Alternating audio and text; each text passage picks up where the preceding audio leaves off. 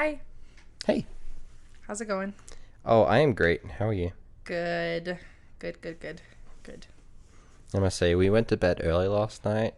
Did and we? that, well, I don't know, earlier than usual, I guess. And I slept so great. I had no trouble waking up. I was even awake like an hour and a half before I was planning on getting up. And I felt don't know fine. how you do that. I felt fine. I think it's just because I'm used to waking up at that time. Yeah, I guess. But, yeah. Well, It was great. I'm happy for you. Thanks. How are you doing? Good. You sure? Yeah, I'm a little tired. Yeah, fair enough. It's okay. But yeah, no, things are good. Good. Do we have any new listeners? We actually have a new state. Which one? Can you guess? I think I already told you this, didn't I? Oh yeah, Florida. Yeah. Florida Man is our new listener. Florida Man is officially one of our listeners now. So thank you, Florida Man, for tuning in. You, the real MVP. Don't throw crocodiles into drive-through windows, please. That's just like for everyone, not just Florida Man, but just in general. Yeah, no, seriously. Okay, so I feel like we're cheating everyone if we don't start this off with like a joke or two. Yeah. So, let's see. Myles, how did the whale ask the other whale on a Valentine's date? How? Whale, you be mine. That's See, like when you say like oh whale instead of like oh well. I say that a lot. You say that a lot. I do. So, Oh, and Mississippi. We didn't have Mississippi do we have before. Mississippi? Yeah. Yeah, they're on here now. Oh, we got another state. Hey yo, what's up, Mississippi? Can you spell Mississippi?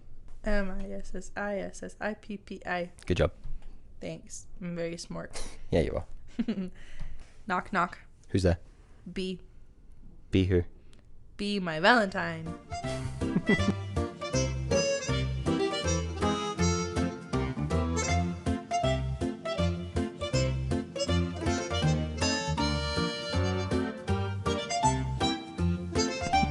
Oh. Hey, do you want some crackers with that cheese? Hey, you know what, Myles? I'm trying my best here. And I for the appreciate record, it. Everyone else appreciates it. that Florida and counts Mississippi do. as me asking you to be my Valentine. So, on the record, I have asked you first. I already promised Justin. All right, and end. Good night, Just everyone. kidding. I'm pretty sure, like, once you're married, it's a given No. that you're my Valentine.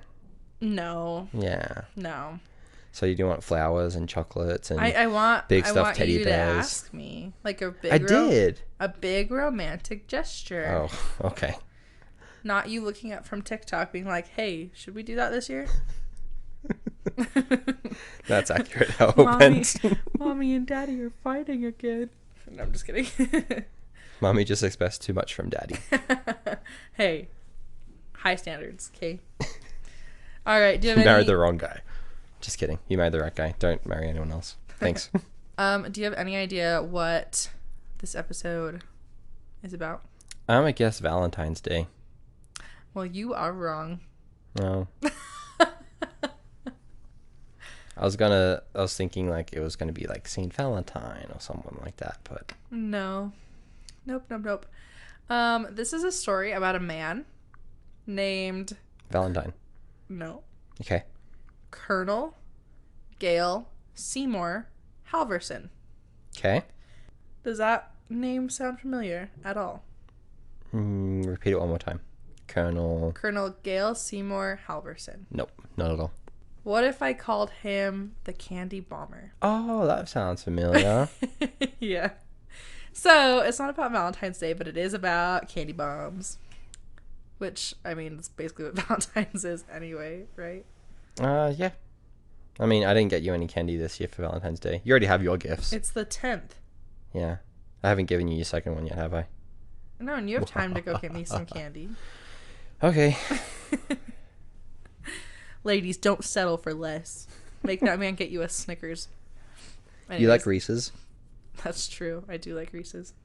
Okay, so Colonel Gail Seymour Halvorsen. We're going to call him Gail.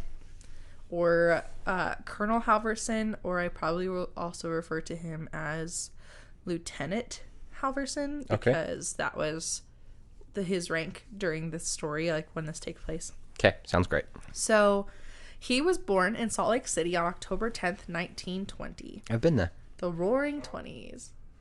I haven't been then. You've been in these Roaring 20s. That counts for something. These are like what's the opposite of roaring? The Crying 20s. Yes. So he grew up on small farms in Rigby, Idaho, and then again somewhere around Garland, Utah. Cool.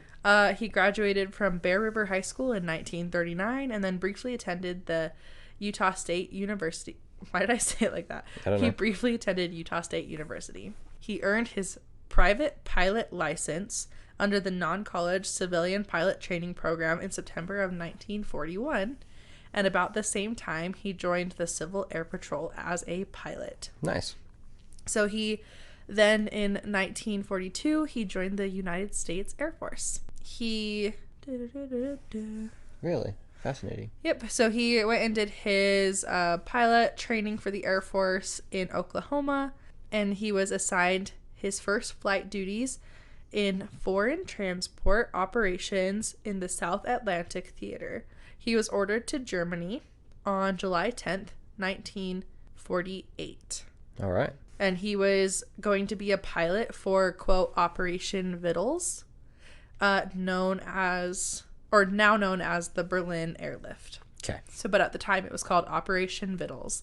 And basically, essentially what his job was to fly cargo planes full of supplies to cities that were starving.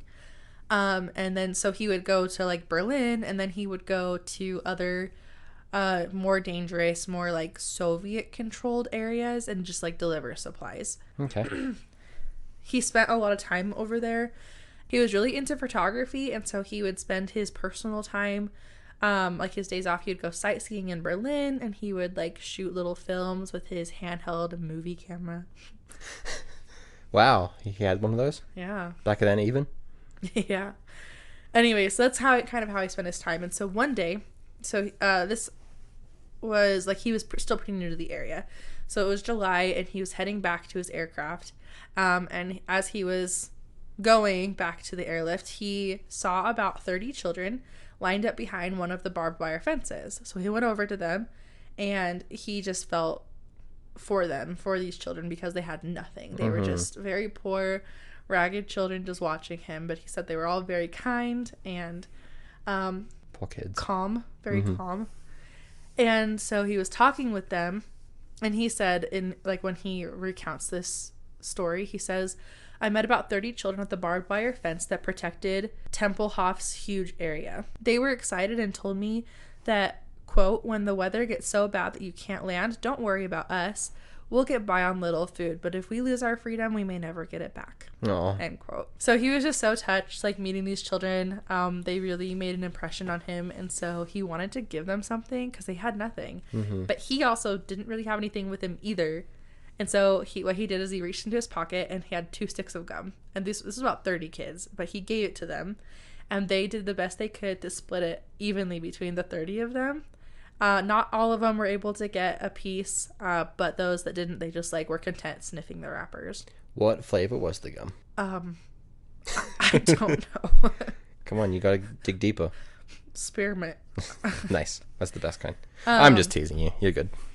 No, but like it's just really cool that they were so humble, and you know, these children were used to not having anything. Yeah. To the point where like even just sniffing the wrappers was good enough for them. Yeah. You know.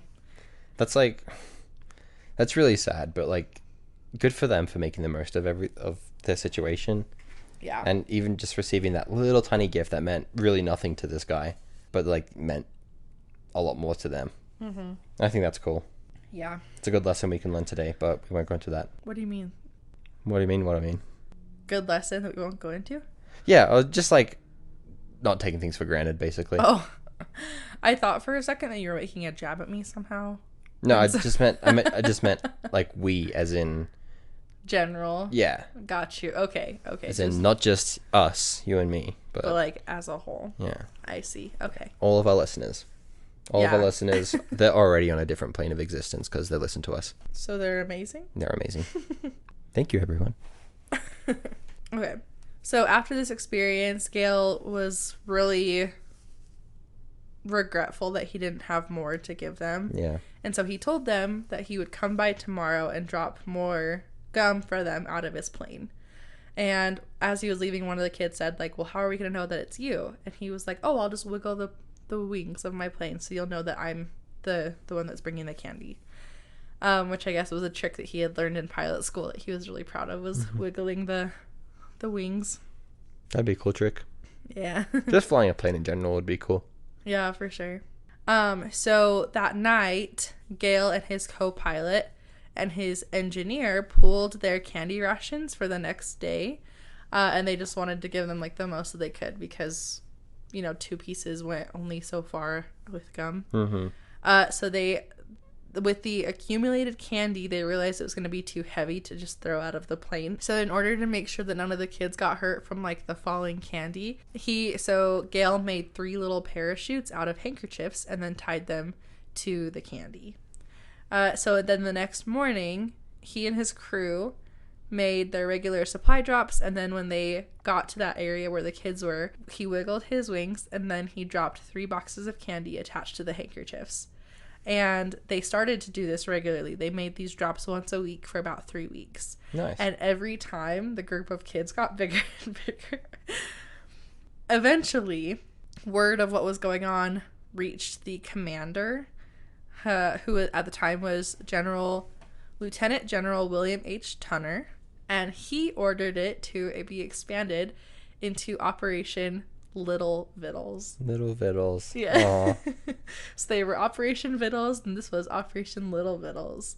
I was gonna say, like, you know, from Jaws, where it's like, you're gonna need a bigger boat. It's like, we're gonna need a bigger plane.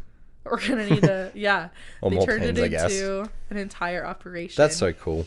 Yeah. So the Operation Little Vittles began officially on September 22nd, 1948, and support for this grew so fast. Everybody loved this idea. This was, you know, during a time where the country, or at least America, was struggling. So countries all over the world were struggling. There were wars going on. Mm-hmm. You know, people they needed some like serotonin and chocolate. Yes. Same thing. Pretty much. And so people in the United States and like children and candy makers from all over the United States began contributing candy. So by November of 1948, Gail himself could no longer keep up with the amount of candy that he was getting sent to give to these children. That's insane. Right? And handkerchiefs as well, because people were sending those in as parachutes. Another little note. I think it's so inspiring when people come together like that. Because you don't really see that much these days anymore. But like, right. It's usually when people are in like the worst of times where you find people, you know, coming together, and like, you know, the world's still struggling now, but you don't see as much unity, I feel. Yeah. I don't want to make this too political, but right. No, this is cool, especially because it's like this could have easily been written off where it's like, okay, these people need more clothing, these people need more grains, these people need more fresh meat and fruits and vegetables and blah blah blah. But the way that this like rose their spirits with candy, you know what I mean? Like everyone wanted to be a part of that, especially because it's like, you know, when you're serving little children and seeing how much that makes their day, of course you're gonna want to keep doing it. Anyways, there was a college student named Mary C. Connors in Massachusetts who offered to take charge of the now national project. And she worked with the National Confectioners Association to prepare the candy and tie the handkerchief. So she would kind of like assemble everything together. With this kind of support, the Little Vittle pilots, which Gail was one of, now he was one of many, they were dropping candy every other day. wow. Yeah. So children all over Berlin had sweets, and more like thank you notes were getting sent back. The kids would like draw pictures to send back, and so people were just spreading the love from both ends. Imagine how much fuel that would cost. I mean, they were doing the trips anyway. Yeah, that's true. Okay, Yeah. fair enough. The candy bombers, the American candy bombers, became known as the Raisin Bombers. And Gail himself became known by many nicknames to the children. His most famous is Uncle Wiggly Wings. Oh, that's cute. As well as the Chocolate Uncle, the Gumdrop Kid, and the Chocolate Flyer. And of course, the Candy Bomber. Mm-hmm. So Operation Little Vittles was in effect from September 22nd, 1948 to May 13, 1949. And even then, like, that's not a long time. So just to think about, like, how much people came together during that time. I love it. So, okay, so the operation started in September and it ended in May. And during that time, around January, is when he was sent home. Like, his duties to the operation were complete. Mm-hmm. But when he got home, he actually met with a lot of people that were, you know, the people in the United States that helped make Operation Little Vittles such a success in Germany. And so he was able to, like, personally thank them for contributing and, like, the things that they did. One of his biggest supporters, her name was Dorothy Greger, and she was a homebound woman who, quote, nonetheless enlisted the help of all of her friends and acquaintances to sew handkerchiefs and donate funds. So isn't that cool? Like, people who just, like, live at home and, like, who probably feel like they don't make a big difference in life, like, did something huge, which is super cool. So he also met the school children and the Little Vittles Committee of Massachusetts, who were responsible for preparing over 18 tons of candy and gum from across the country and shipping it to Germany. Goodness. 18 tons. Mm-hmm. In total, it is estimated that Operation Little Vittles was responsible for dropping over 23 tons of candy from over 250,000 parachutes. Goodness. Yeah, so a little bit more about Gail, because he's such a cool person. He returned home in January of 1949. He considered leaving the Air Force, but then he changed his mind when he was offered a permanent position with full pay and the promise that the Air Force would pay for his school. Nice. So he earned his bachelor's degree and his master's degree, and he basically lived everywhere. That's one of the cool things about the military, is that you get assignments, but it gives you an opportunity to live anywhere. And so he lived in Florida for part of it. He lived in I think this is Ohio. It's the Wright-Patterson Air Force Base. Yeah. Okay, so that's Dayton, Ohio. And he was stationed at Hill Air Force Base, which is around Ogden. Mm-hmm.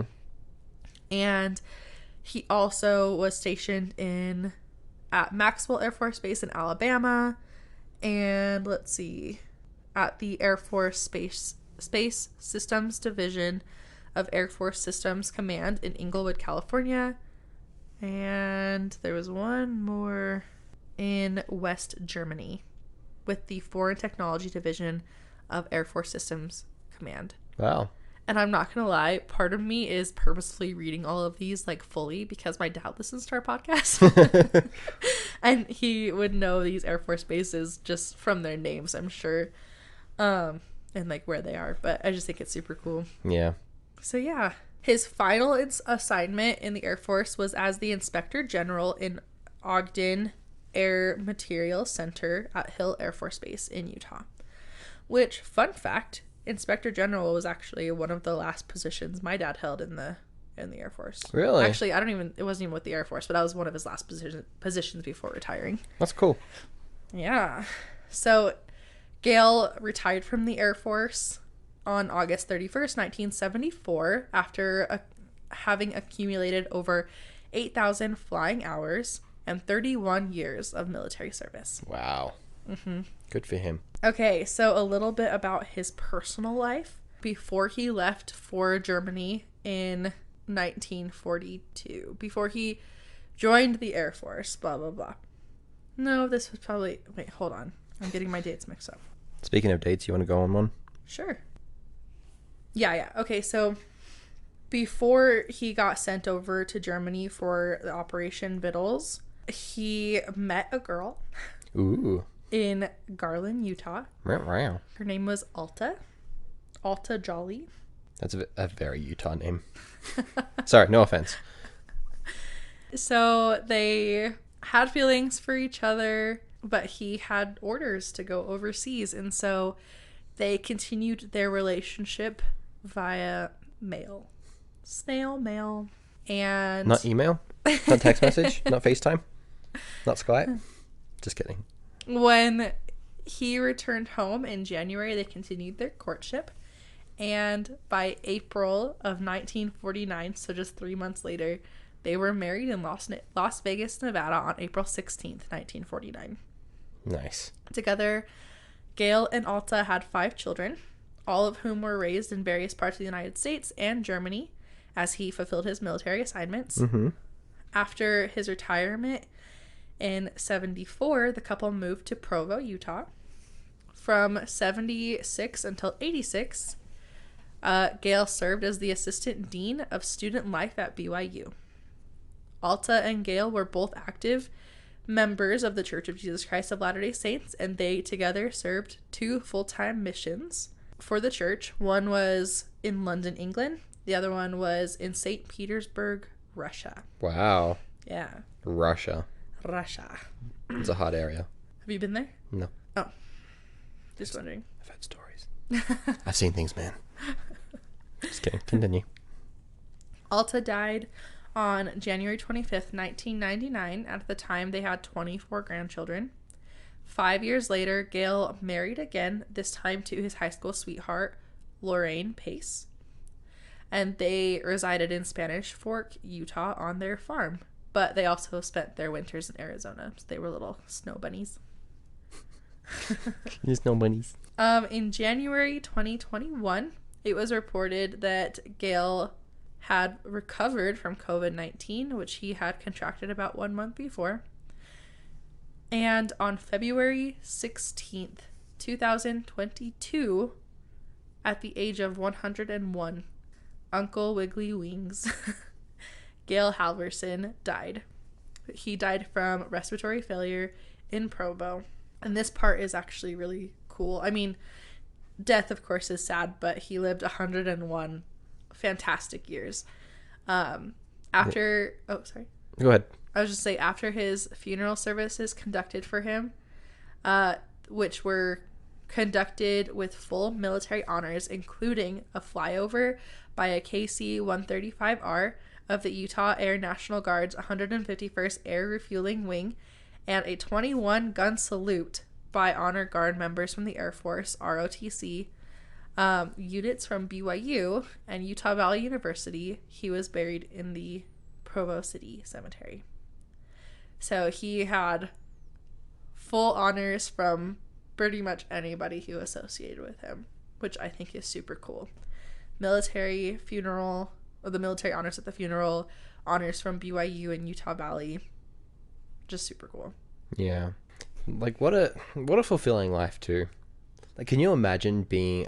I'm sure he was very humble about it, but probably loved telling a story. I don't know. But, like, being the reason of that whole operation, or being not necessarily the reason, but like the one who initiated it. Mm-hmm. Like, that would be, you could be like, I've lived a good life up at that point, but like, he continued to do stuff. Mm-hmm. He continued to do stuff, and like, that's respectable. Yeah. Respect to him. Yeah, I thought that was a super cool story. Yeah. After his death in 2022, the Berlin mayor, I don't even want to try to say his name. Giffey? Sounds great. Jiffy? Good old Giffey. It's probably with the hard G. I don't know. It's German. Don't come for me. Okay, but the Berlin mayor said that Gail's deeply human act has never been forgotten. So that is the story of Gail Halvorsen, Colonel Gail Seymour Halvorsen, also known as the Candy Bomber, or Uncle Wiggly Wings. What'd you think? I love that story. Yeah, isn't that cute? Yeah. Like, I have heard it before, but you telling it is a lot better. Oh, shucks. You want to be my Valentine? I think I'm busy that day. I didn't even say what day it was. I'm just kidding. Oh my gosh, that's too funny. I was gonna say that just made up for your fake laughs at the beginning for my jokes. Yeah, but we took those out. You don't know. I haven't edited it yet. So what'd you think? I know we kind of already talked about it, but yeah, no, that's a good story. Yeah, it's a very wholesome story.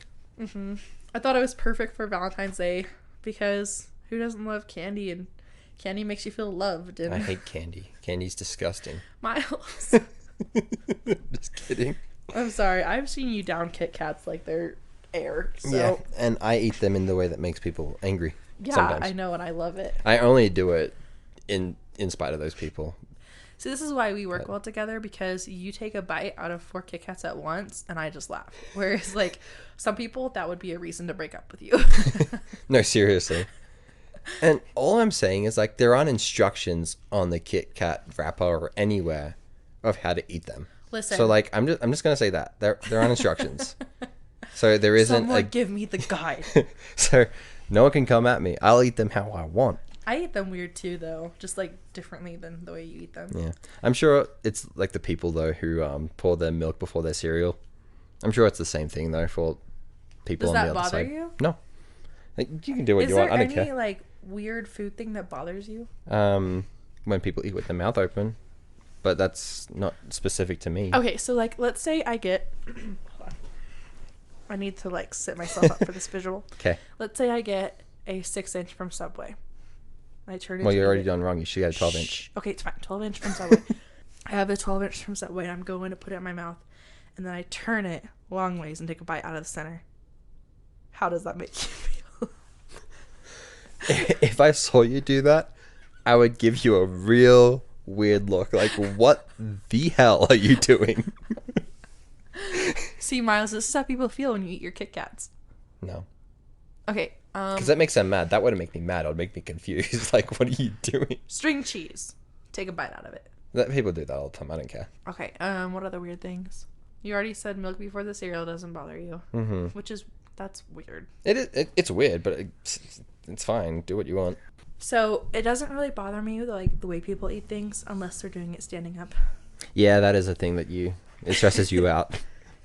Only when the intention is not to be eating standing up. Mm-hmm. So like if someone prepares a meal, even if it's yourself, if you prepare a meal, the goal is to go eat it at the table, right? Like that's the intention, is to eat it at that table. Sure. Or in our case, in front of the TV. Sometimes. All the time. Most of the time. Right? So that's the goal. That's the intention. So if you are, I don't know, in my mind, if you start eating prematurely, then you're just like diminishing the experience of eating in the designated spot where you're supposed to be eating. Yeah, but you got to make sure it tastes good before you relax. There's a difference between tasting it and like eating your meal in the kitchen. Yeah. But then also like guys, I'm sorry, I'm passionate about this. Okay. But like if like there's a party going on and people are kind of mingling and some people are standing up eating and some people are sitting down eating, then the intention is just to eat wherever you feel like eating. That doesn't bother me at all. It's like when the intention is disrupted. It's like when it's a meal, but like, okay, yeah, I know what you mean. Mm-hmm. Does everyone else know what you mean though? I don't know. Just your food tastes better sitting down. That's all I'm gonna say. Doesn't it digest better when you're standing up? Shh. We're not talking about digestion. We're talking about the taste. It tastes better when you're sitting down and enjoying it. Okay. Give me the scientific data. Right. Or Malcolm in the Middle. Yeah. Okay. Thank you for coming to my TED Talk. TED Talk. Sorry, I'm done. Go you're ahead. Okay.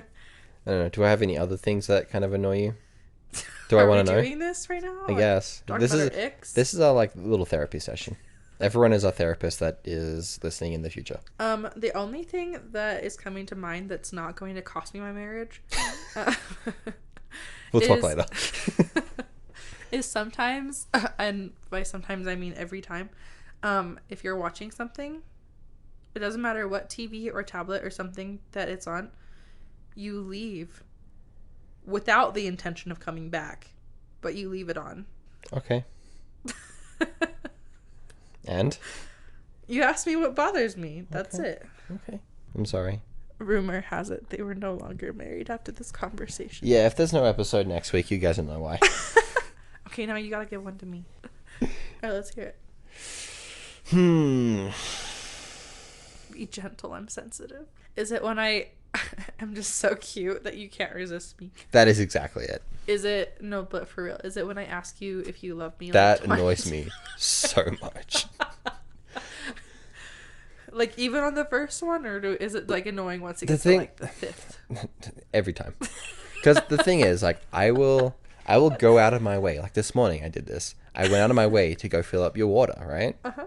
I come in back with your water, filled up, hand it to you, like, yay, you love me. Then 2 seconds later, why do you hate me? What did you do that made me think that you hated me? I don't know. That was just an example. Oh, okay. Because there's usually a water. valid reason. No, there's not. I don't tuck you in one night. Why do you hate me? I haven't said I love you in 20 minutes. Do you hate me? No, I don't hate you. Okay, so... I love you so much. But here's the thing, though, is that I don't know if this is women in general. I think it is. I'm going to go ahead and claim that. Okay.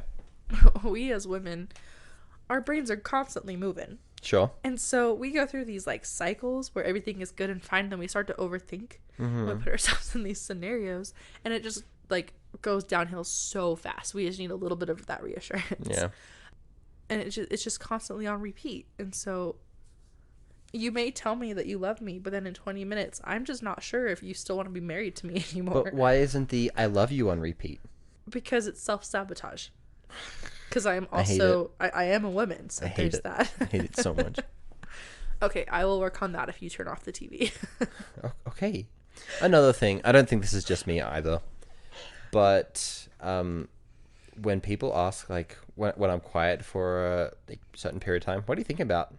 That's another thing. Like, I know that you're curious, like, you know, what's going on inside of his mind, but, like, sometimes it's legitimately just nothing. Okay. But there are, like, you know, for example, when we're on road trips, I actually like sharing my thoughts with you. So if you ask me then, it's like we're on a long road trip, you'll be like, and I'm quiet, what are you thinking about? Black holes. Oh, weird. I'm just kidding. No, seriously, that conversation has happened multiple times. Multiple times. That's kind of like my go-to is just like mysteries of space, because space fascinates me, but also freaks me out. Yeah, we talked about that last episode. It's not like the initial question. It's not the initial question. It's like when it's like, what do you think about? Oh, nothing. Nothing. Are you sure? When it's like the pushing, like, yes, if I wanted to tell you, I'll tell you the first time. Okay, that's fair. That's fair. No, but yeah, the initial question's fine. It's just the pushing to, like, for sharing it. Oh, yeah, that makes sense. Yeah. It's like forcing our way into your mind. Yeah. I just want to reiterate as well, like, the whole coming together in unity. I know it sounds kind of cheesy, but I mean, like, why don't we have more of that? Oh. Again, I don't want to... I did not know what you were talking about for a second. So I was like, are you talking about how I asked you to be my Valentine? Like, I legit thought you were talking about you and me coming together. No. I meant, like, people coming together. I was like, wow, did our little... like, countries and stuff. Our little powwow really did a number on us. No, I agree with you, though. Well, here's the thing, though, is I feel like there's so much good that's happening around us, but it's not what catches the media's attention. Yeah. And so it's harder to find. Mm-hmm. Yeah. Because I can tell you all the things I saw on the news today that were, like, negative stories or scary things or dangerous or, I don't know, whatever. Mm-hmm. But then, like, if you want to find, like, the good, wholesome stories, you have to do some research. Yeah. There's an idea for another podcast, though. Good news. Trademark. TM. Nobody steal our idea. It probably already exists somewhere. But, yeah, whatever. It's fine. But, I mean, it's not coming from us, so clearly it's not as good. It's not as good as it could be. Exactly. Awesome. Well, no. But I think you're right. Like, there is a ton of things, but again, the media likes to focus on negative because I don't know what it is, but, like, maybe it's like a survival trait. I don't know. But, like, humans focus on negative things. Like, we thrive on it. Mm-hmm. And that in high school, that drove me crazy, actually. It's like people... Because I was a very happy-go-lucky kind of high school student. Mm-hmm. Hardly anything bothered me. I'm different now. You didn't know me in high school, so it's fine. You know me. You knew me post high school. No, but like, believe it or not, like in high school, I mean, maybe I'm wrong about this, but I felt like back then I was the guy who like everyone saw as like, are you ever in a bad mood? I'm like, no. I like to focus on the positive. Yeah, like I said, it's different now. But Come on, Myles, pull it together. but like it would drive me crazy that everyone was just so negative because that's all they were focusing on is everything Right. bad in their life. I'm like, yeah, but what about good things in your life? There is nothing good. Well, think about it. I Anyway, can see that. yeah, that was me, more or less. But yeah, I Cool. just stuff like this. You know, it's like I said before. It's such a wholesome and yeah, just a wholesome thing that that Gail did. Mm-hmm. It's like, why can't more people be like that these days? Maybe there are. We need someone to fly into our neighborhood once a week and drop off candy. Yeah, we That's have it. what we need. We have an Air Force base right down the road. Like, it's not that hard. It's true. Just you're doing a charity for people who really need it. Our address is just kidding. Anyway, anything else that you wanted to tell me about? Oh, I got an update from my dad actually about our last episode. Uh-huh. He just had texted me after he read it Listen after to he listened to it. He said, and I quote, "Hi, I am the alien wearing your dad's skin." And then he said, Amelia Earhart disappeared over the Pacific, so not the Bermuda Triangle. So, learned something new. Mm-hmm. I did not do my own research on that, so thanks, Dad, for filling us in. But now we know. Yeah. Not the Bermuda Triangle. Cool. I like it. I don't know about the crabs, though. Oh, I just gave myself the chills.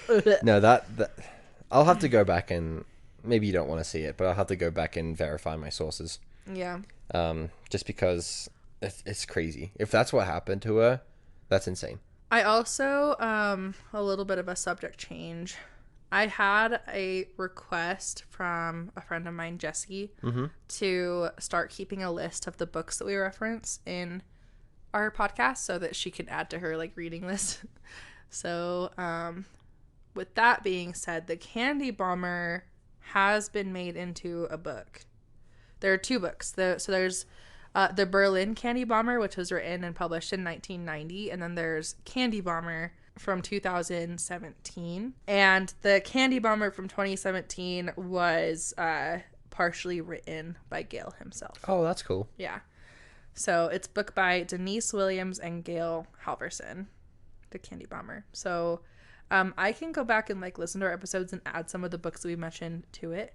But this will be the start of the list, is the Candy Bomber. Is she talking about fictional books or nonfiction or all of the above? Yeah, just any book that we've mentioned. Okay. Because there's been a few stories that I've reported on that have also been made into books. I see. Like Constance, the cop. Yeah. There's a book about Constable her Constance life. Cop the Cop. Yes.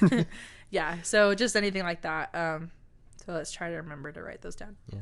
What's the... You want to tell people about the book you just finished?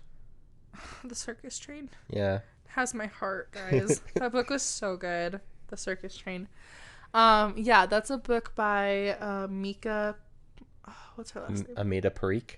Amita Parikh. And it is so cute. I 10 out of 10 recommend that to everyone. I got it from this company called Book of the Month, where it's like a book subscription, and they send you a book in a cute little box every month. Sponsor us. I would love that. Send me all the books. But it's about a girl and her dad who are part of a traveling circus. Her dad is like the lead illusionist, and she is wheelchair bound because she had polio as a baby. And so it goes through like their struggles, and it is like mid 1900s, 1930s, 40s, 50s. And so it has a lot to do with like World War II. Another character comes in that is Jewish, and so you kind of go through his story and his experiences with concentration camps. So it's a historical fiction, so it has some of that realism in there. And then of course you have like the cute little like love stories and like all these just personal, emotional, physical, you name it, like experiences they have. Oh, I loved it. So I could gush about this book forever. It's so good. Kourtney and I have this thing where whenever there's like a TV show or a book or something like that she is 100% emotionally invested in, she'll tell me about it, and I love it. I'm like, I feel like I just read the book / watched the TV show because her descriptions are like spot on. It's great. I love it. Aw, thanks, honey. Making up for for our pal. Just kidding. No, we're good. We're really fine, you guys. No worries. No, it's like one of my favorite things, like when she gets all excited and she shows that emotion. It's great. I love it. I get really invested in stories, that's a big reason why we're doing this podcast, to be honest, is I love sharing stories. I love hearing these stories, whether it's fictional or real or whatever, and it's just it consumes me. It becomes my personality, which is why we're 24 episodes in, and I'm pretty sure 23 of those episodes I've mentioned Gilmore Girls. Yep. New season of You came out today, right? Oh, yes. I'm going to go binge it right after this. I'm so excited. Well, half the season, just the first 5 episodes. Oh, the okay. other half comes out in March. Sure. Okay. Also, you got to spread it out so you're not waiting too long. Yeah. And there's a new TV show from one of my favorite actresses, Gina Rodriguez. It's called Not Dead Yet. It's also on Hulu. Hulu sponsor us.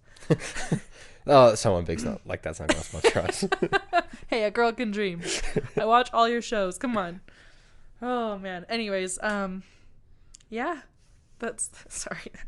Let me just calm down for a second. Yeah. On that note. On that note. So everyone, thanks again for tuning in to another episode of Fam Damily. You can find us on some social medias. We're on TikTok now. We've been on Instagram, and we're also now on Facebook.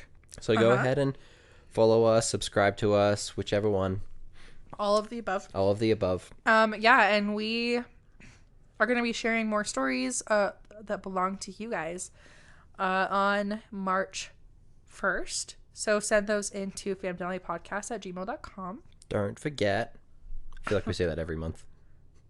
Yeah, I mean. But yeah, don't forget. If you have a story that you think is pretty cool and you want other people to hear about it, if you want to remain anonymous, we can totally set that up for you too. We're going to tell the world your secrets, including your Gmail account and your address. Just kidding. We don't know that information. Your first and last name. Your social security number. I don't know. We don't have that information. Hey, I could get it. I know people. They probably couldn't get it, actually, so never mind. Okay. I don't think I actually know the right people for that, but I like to pretend that I do. Yeah. Anything else you want to say? Nope. To our fine listeners? Mm-mm. Any more books you want to recommend or tell them about? Nope. Not yet? Nope. Wait till next episode? All right. Well, thanks again, everyone. You guys, the real MVPs. Yep, all of you. You're the... Especially you, Florida man. What does that stand for? Most valuable player. Never mind. I figured it out. MVP. Okay, bye.